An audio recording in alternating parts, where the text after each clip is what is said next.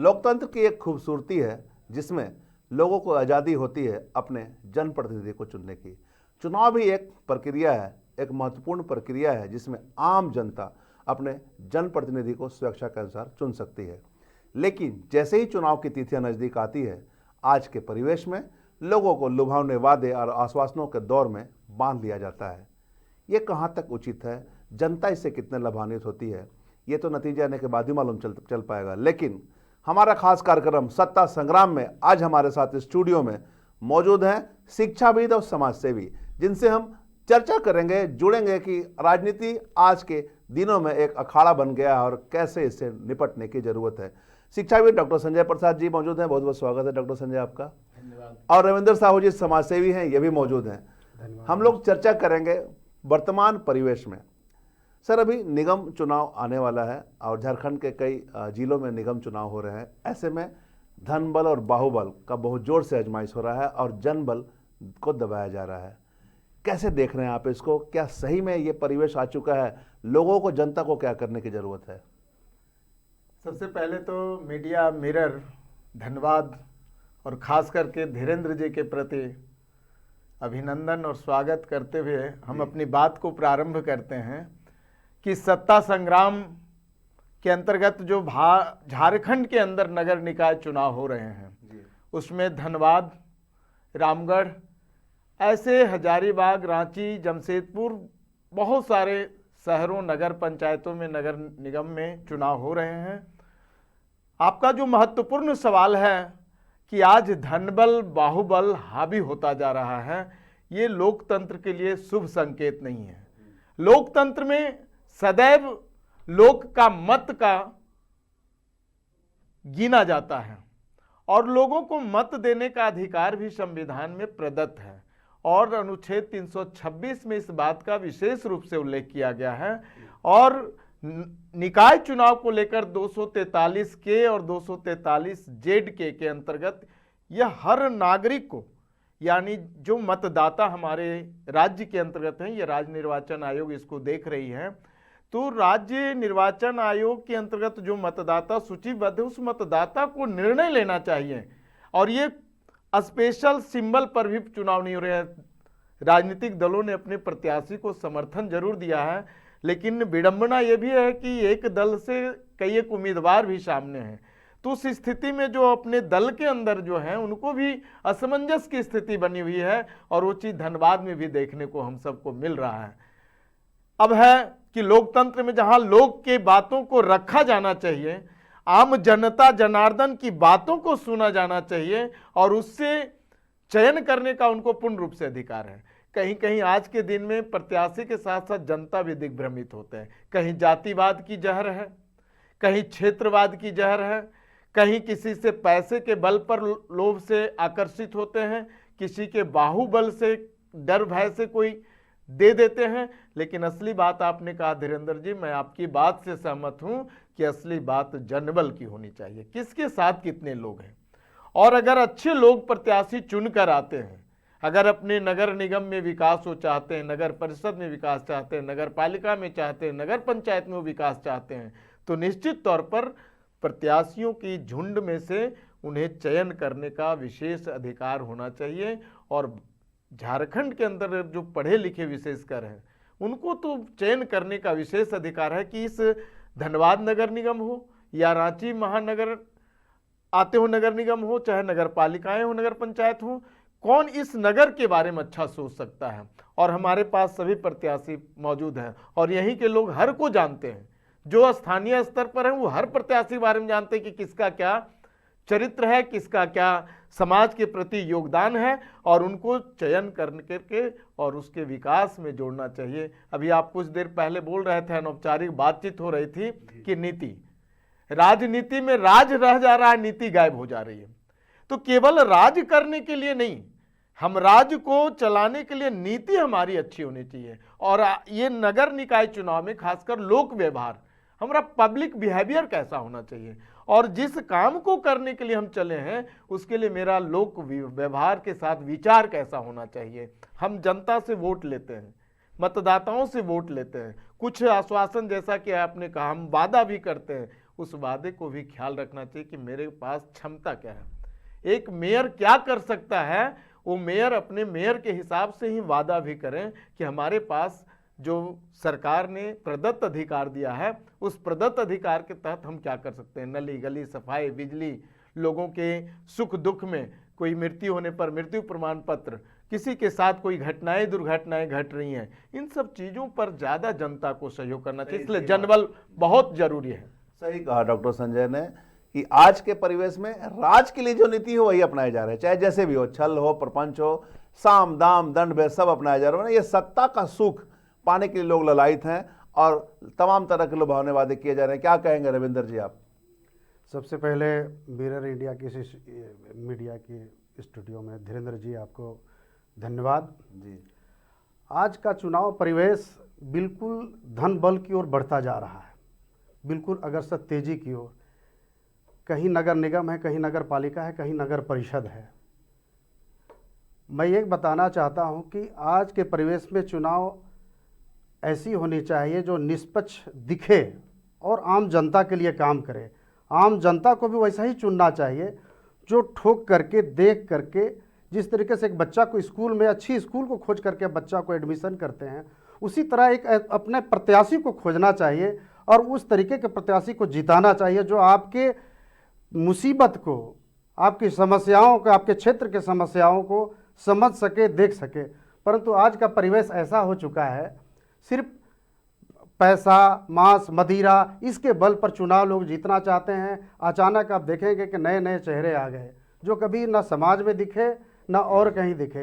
ये आम जनता को सोचना पड़ेगा, अब अपने आप में खड़ा होना पड़ेगा, अपने आप में विचार करना होगा कि हमको मांस मदिरा में नहीं जाना है, हमको धन पर नहीं जाना है, हमको बल पर नहीं जाना है। जो समाज के लिए कार्य करे, जो समाज के लिए अच्छी विचारधारा रखे, जो उस क्षेत्र की विकास करे, वैसे लोगों को अपना मत का दान देकर, मतदान देकर के उसको जितावे और अपने क्षेत्र की विकास करे। ऐसी एक विचारधारा हम लोग रखते हैं। कुल मिलाकर आपका कहने का मतलब है कि जो भी मतदाता है वो बारीकी से अध्ययन करे, कैसा प्रत्याशी है, क्या उसका छवि कैसी है, अब उसके पास क्या कुछ समस्याएं लेकर जाएंगे तो समाधान करेगा, उसके बाद ही करे। लेकिन एक समस्या और आता है कि जब मतदान के दिन लोग घरों से बाहर वोट देने तो निकलते हैं, लेकिन संख्या बल कम होती है, यानी कि मत का प्रतिशत कम होता है। इसके पीछे का कारण कई तरह के कारण हो सकते हैं। बहुत लोग मत देना नहीं चाहते हैं, बहुत लोग सोचते हैं कि अरे जो जीतेगा जीत ही जाएगा, लेकिन लोगों को भी जागरूक होने की जरूरत है। क्या संजय जी, क्या कहेंगे आप? निश्चित तौर पर धीरेन्द्र जी, और मैं आपकी बातों से 100% सहमत हूं, क्योंकि लोकतंत्र में मतदाताओं को मतदान करने का अधिकार प्राप्त है और ऐसे मतदान करने का जो मेरा नैतिक अधिकार प्राप्त है, हमें आगे बढ़ करके मतदान भी करना चाहिए। अपने घर, परिवार और पड़ोस को भी प्रोत्साहित करना चाहिए कि आप जिसे मत देना हो स्वतंत्रता पूर्वक आप मतदान अवश्य करें, लेकिन मतों की प्रतिशत भी बढ़े और अपने अधिकार का आप सदुपयोग करें। क्योंकि लोकतंत्र में अगर मत का प्रयोग नहीं होगा, हर आदमी मतदान नहीं करेंगे, तो ये लोकतंत्र समृद्ध नहीं होगा, सशक्त नहीं होगा, मजबूत नहीं होगा। इसलिए मतदान तो हमेशा करना चाहिए और करवाना भी चाहिए। नहीं, सही कहा आपने, मतदान होगा तभी आप बोल सकते हैं किसी को कि भैया हमने तुमको वोट दिया था, तुमने काम नहीं किया।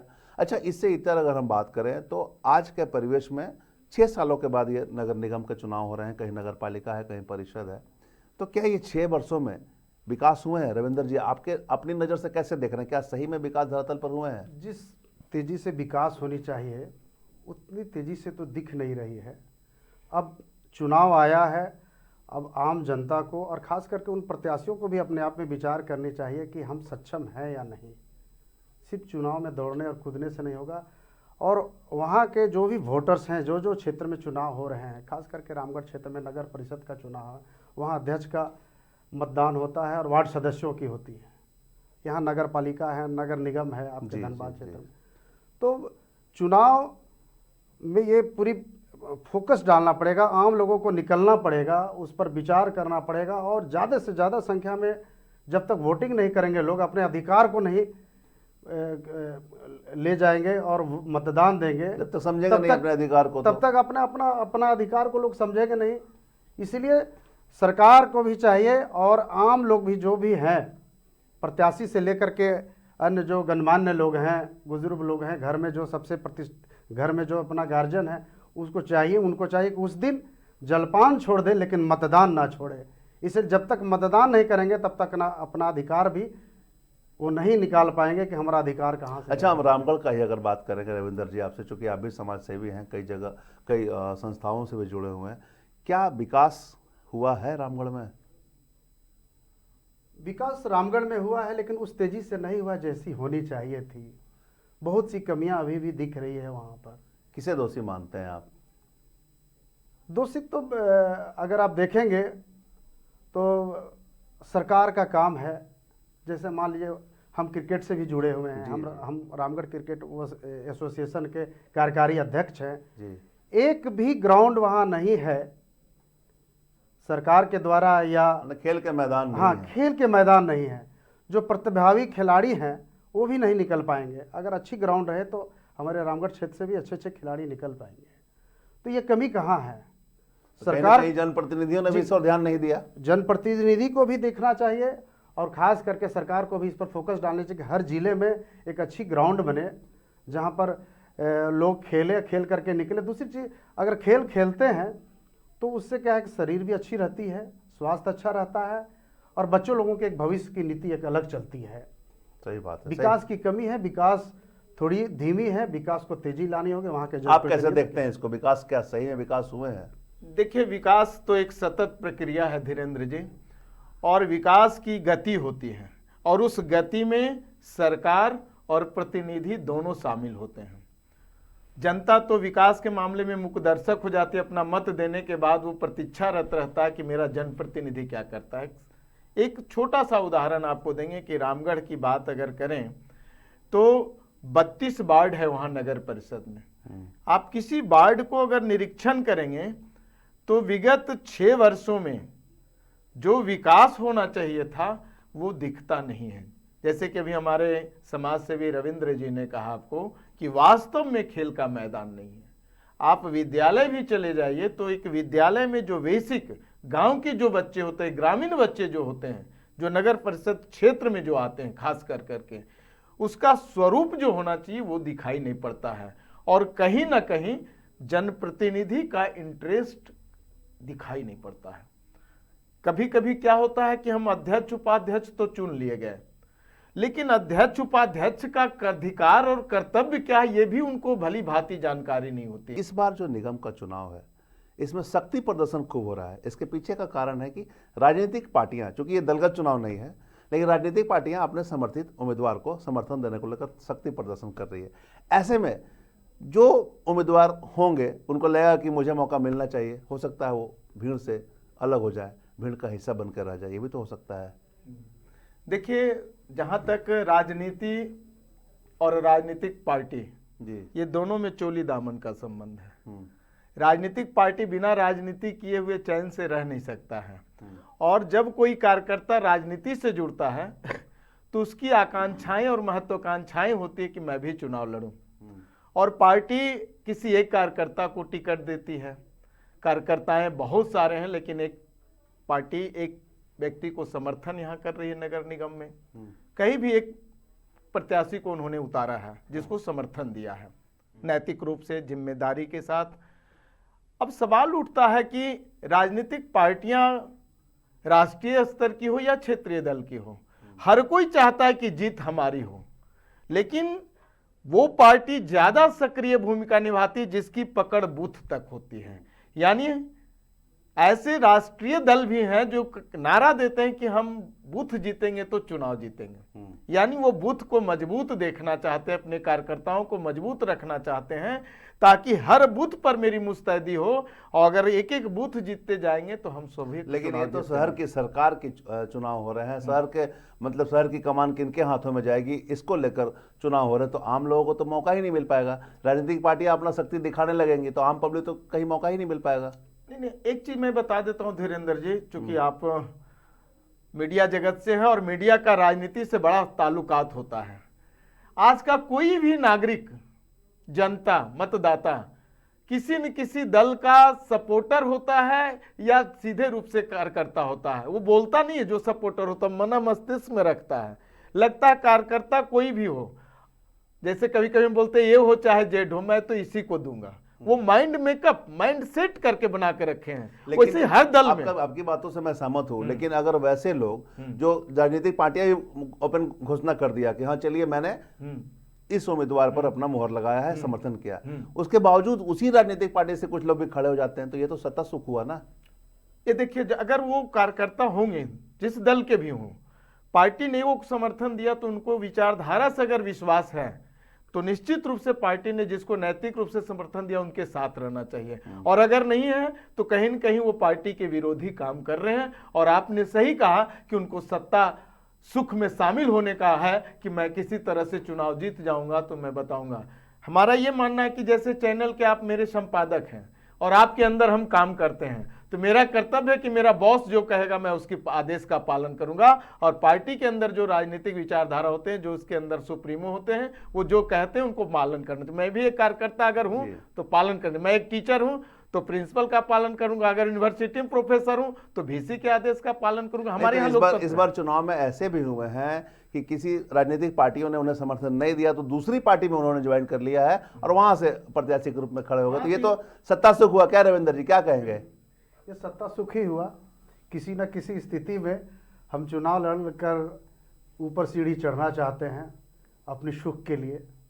कहीं ना कहीं जो राजनीतिक में रहते हैं वो तो ऊंचाई उनकी वही दिखाई देती है। तो ऐसे लोगों को तो सबक सिखाने की जरूरत है जनता को। बिल्कुल, जनता को तो बिल्कुल देखनी चाहिए और जनता उन्हीं को चुने जो उनके विश्वास पर खरे उतर सकते हैं। उनके हाथ में अभी चाबी है, जनता के हाथ में अभी चाबी है। वो जिस ताला को खोलेंगे वही खुलेगा, चाहे किसी भी दल में कोई समर्थन दे रहा हो या नहीं दे रहा हो। अभी जनता के पास चाबी है, कैसे किसको जितवाना है, किसको हरवाना है, उनके पास सारा खेल का दारोमदार हकदार अभी आज के डेट में हुए हैं। कल को अगर कोई गलत व्यक्ति को अगर वो जितवाते हैं या फिर वही खेल होगा।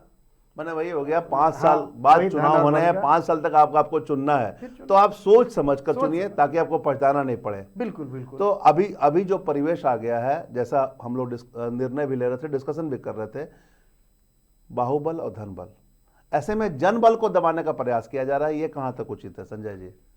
देखिए, भारत की जनता, धनबाद की जनता, जनार्दन जिसको मतदाता आप कहेंगे, जो वोट देने जाएंगे, वास्तविक शक्तियां उनके हाथों में हैं। हमको भी देखना पड़ेगा कि अगर मैं एक विद्यार्थी हूं तो मैं कितना घंटा पढ़ करके यूपीएससी कंप्लीट कर सकता हूं, क्या क्या चीज सबऑर्डिनेट पेपर की होती है, किसका गाइडलाइन की जरूरत है। लेकिन जनता भी कभी कभी भटकती है, किसी न किसी चीज़ों में खोती है। मैंने आपको कहा था, कोई जातिवाद के जहर से पीड़ित हैं, कोई क्षेत्रवाद की जहर से पीड़ित है, कोई धनबल से पीड़ित है, कोई बाहुबली से पीड़ित है। इन सबों से अगर उठ करके हम करेंगे तो जनता जनार्दन सर्वोपरि है, लोकतंत्र में लोक सर्वोपरि है। और ये जनता को समझना पड़ेगा कि इस धनबाद का विकास कौन कर सकता है, ये रांची नगर का विकास कौन कर सकता है, जमशेदपुर नगर निगम का विकास कौन कर सकता है, हजारीबाग नगर निगम का विकास, हमको ये देखना है। और एक बात आपका जवाब मैं देना चाहता हूं कि जो बागी प्रत्याशी आ गए हैं, जिनको नहीं मिला, पहले सत्ता सुख एक दल से ले लिए, जब वो दल ने नहीं दिया तो दूसरे दल में, ऐसे लोगों के लिए मैं कहना चाहता हूं, दिल है खफा खफा और तू प्यार करने की बात करते हो। जनता सब कुछ समझती है कि आपको अवसर नहीं मिला तो आपने दल को छोड़ दिया, दिल को छोड़ दिया, तो आप जनता को कैसे नहीं छोड़ सकते हैं। वैसे लोगों को बताने की जरूरत है, जनता को समझने की जरूरत है। इसलिए मैं वैसे बागियों से भी मेरा मत भिन्न है कि आप अवसर को तलाशते हैं, यहाँ नहीं तो वहाँ। वही चीज़ है कि एक साख पर उल्लू बैठ करके फिर दूसरे साख पर बैठ जाता है, तो जनता सावधान है रहे ऐसे लोगों से। सही कहा आपने संजय जी कि आप जब इस दल के नहीं हुए तो उस दल में जाकर आम लोगों का कैसे हो पाएंगे, कैसे भला कर पाएंगे। कहीं ना कहीं सत्ता का सुख लोगों को मजबूर कर दे रहा है, किसी तरह सत्ता पाना है। अब अगर हम बात करें तो अलग अलग क्षेत्र में अलग अलग नगर निकाय के बहुत सारे कार्य होते हैं। क्योंकि नगर निगम की अगर बात करें तो महापौर शहर का मतलब सबसे पहला व्यक्ति होता है नगर निगम में। तो वैसे स्थिति में जो महापौर का चुनाव करे, लोग क्या क्या सोच कर करने की जरूरत है, रविंदर जी आपसे जानना चाहेंगे। सबसे पहले तो आम जनता को ये सोचना चाहिए कि डायरेक्ट हम कैसे उनसे संपर्क कर सकें, जीतने के बाद या जीतने के पहले भी। सारी चाबियां उनके पास है। थोड़ा देर पहले भी हमने कहा था जी। कि डायरेक्ट संपर्क हो, आम लोगों के बीच में हमेशा वो मौजूद रहें, जिसको महापौर को बनाना चाहते हैं, जो उस योग्य है, महापौर के जो योग्य हैं, वैसे व्यक्ति को अपना मतदान दें और वैसे व्यक्ति को उस कुर्सी पर बैठावें जो आपके लिए दिन हो या रात हो, सुबह हो या शाम हो, हमेशा आपके लिए तत्पर रहे, खड़ा रहे, काम करे। किसी भी काम के लिए आप जाएं, जो उनसे हो सकता है वो आपके लिए करें। अच्छा, अभी चुनावी माहौल आ गया है, तो अभी जो प्रत्याशी हैं वो जनता के पास खुद जा रहे हैं, लेकिन चुनाव जीतने के बाद वही जनता को उनके पास जाने में उनके गार्ड को तेल लगाना पड़ता है, सुरक्षा गार्डों से मेहनत करनी पड़ती है। उनसे भी तो सावधान रहने की जरूरत है लोगों को। बिल्कुल सावधान रहने की जरूरत। यही तो अभी समय है, यही अभी समय है कि वैसे व्यक्ति को आप अपना मतदान दें जो समय पर आपको काम आवे, समय पर समय दे आपको। ये नहीं कि आप जाएं उनके दरवाजा में आधा घंटा तक खड़े हैं, गार्ड साहब बोल रहे हैं अभी साहब बैठे हुए हैं, अभी निकलने में देर है। ये तो आपके पास चाबी है, अभी आपको तो सोचना पड़ेगा। आम जनता से यही हम अनुरोध करेंगे कि ऐसे प्रत्याशी को आप खोजें जो आपकी हक की लड़ाई, आपकी हक की बात, आपकी हर समस्याओं की बात, और आप जब टेलीफोन मिलाएं तो डायरेक्ट बात हो उनसे। आज का तो मोबाइल का ज़माना है, तरह तरह की मैसेज का आदान प्रदान का है, तो जो सुनना है, अगर हम आम प्रत्याशी, अगर प्रत्याशी के बीच अगर आम जनता मैसेज करता है या फ़ोन करता है, डायरेक्ट जो फ़ोन उठाते हैं या बात करते हैं या डायरेक्ट मिलते हैं, वैसे प्रत्याशी को दी जाना चाहिए आम जनता को। ये आपके पास अभी समय है, ये करना चाहिए। एकदम सही बात। या अन्यथा नहीं अभी करना हम लोग जो डिस्कशन कर रहे थे संजय जी, धन बल, अगर आप पैसे का लोभ देकर चुनाव जीत भी जाते हैं, लोगों से वोट ले भी लेते हैं, तो भ्रष्टाचार तो कोई रोक नहीं पाएगा, क्योंकि पैसा देकर चुनाव जीता है। निश्चित तौर पर देखिए, इस संदर्भ में हम कहना चाहेंगे धीरेन्द्र जी कि लोकतंत्र में धन बल को तो महत्व नहीं दिया जाना चाहिए, न बाहुबली को। आज हमारे भारत देश कह दें और इस देश के अंदर होने वाले जितने चीजें हैं, एक दौर हमने देखा था कि अच्छे लोग राजनीति में आते थे। आज हम देख रहे हैं कि अच्छे लोग राजनीति से बाहर जा रहे हैं। 15-20 वर्षों पहले मैंने देखा कि जिसके सहारे राजनेता लोग चुनाव जीतते थे, तो वो उनको लगा कि अपराधीकरण की दुनिया में जो थे और उनका संरक्षण पा करके चुनाव वो जीतते थे। आज उस अपराधीकरण जगत के जो मुखिया हैं, सुप्रीमो, लगता है कि मेरे बल पर जीतते थे, आज हम क्यों नहीं चुनाव जीत जाएं। ऐसे लोग जब पदार्पण हुआ तो कहीं ना कहीं हम सब कमजोर हुए। आज जरूरत है कि इस लोकतंत्र को इतनी खूबसूरती देश की जनता बनाए, जनार्दन बनाए, मतदाता बनाए कि अच्छे लोग आगे आए। आपका एक बहुत बढ़िया खूबसूरती लगा कि आपने कहा कि चुनाव के समय हर प्रत्याशी मतदाता के पास जाते हैं मत मांगने के, लेकिन जैसे चुनाव जो जीत जाते हैं फिर वो उनके घर में लोग जाते हैं। इस प्रक्रिया को भी बदलना पड़ेगा। जो भी जनप्रतिनिधि हो, आदान प्रदान होते, कभी हमको भी जाना चाहिए जनता के बीच, और जनता को यदि जरूरी है और हमारे पास भी आना चाहिए, आदान प्रदान चलना चाहिए और समस्याओं का समाधान होना चाहिए, ताकि जनता खुश रहे। आपके विकास की प्रक्रिया से, आपके समस्या के समाधान करने की प्रक्रिया से जनता आपसे खुश रहे। अगर हम ये चीज को लेकर चलते, कोई जरूरी नहीं कि सारे काम एक साथ हो सकते हैं, लेकिन ऐसा नहीं है कि समस्या का समाधान नहीं हो सकता है। हम एक साथ चाहेंगे तो नहीं, लेकिन क्रमिक विकास जिसको हम कहते हैं, सतत विकास जिसको हम कहते हैं, उस प्रक्रिया के तहत हम जनता की समस्या का समाधान कर सकते हैं। तभी विकास हो सकेगा। क्या रविंदर जी? बिल्कुल बिल्कुल। चलिए, तो ये हमारे साथ शिक्षाविद और समाजसेवी वार्ता हो रही थी हमारे साथ सत्ता संग्राम में कैसे जनप्रतिनिधि को चुनना चाहिए। आपको सोचने की जरूरत है। आमतौर पर अगर आप खरीदारी करने भी जाते हैं तो बहुत ही ठोक बजाकर और काफ़ी परख कर किसी सामग्री की खरीद करते हैं। ये इसलिए खरीदते हैं ताकि आपको पछताना ना पड़े कि कैसा सामान हमने खरीद लिया। ठीक उसी तरह से अगर आप जनप्रतिनिधि को चुन रहे हैं तो ठोक बजा के ही चुनें, क्योंकि पैसे के लालच में अगर कोई भी जनप्रतिनिधि जीत कर आ जाएगा तो काम नहीं करेगा। भ्रष्टाचार पर रोक लगाने को लेकर जनबल को प्रचंड दिखाना पड़ेगा, अपनी शक्ति को दिखाना पड़ेगा। धन बल और बाहुबल को अलग करके जनबल को अपनी शक्ति दिखाने की जरूरत है, तभी लोकतंत्र की यह खूबसूरती बरकरार रहेगी। क्योंकि लोकतंत्र में बहुत ही खूबसूरत मौका है, बहुत ही खूबसूरती है लोकतंत्र का कि अपने से आपको अपने प्रतिनिधि को चुनने का मौका मिलता है, इसलिए इसे गंवाने की जरूरत नहीं है। स्वच्छ और सुंदर छवि के प्रत्याशी को चुनने की जरूरत है, ताकि लोकतंत्र की खूबसूरती बरकरार रहे और शहर का विकास भी धरातल पर देखने को मिले।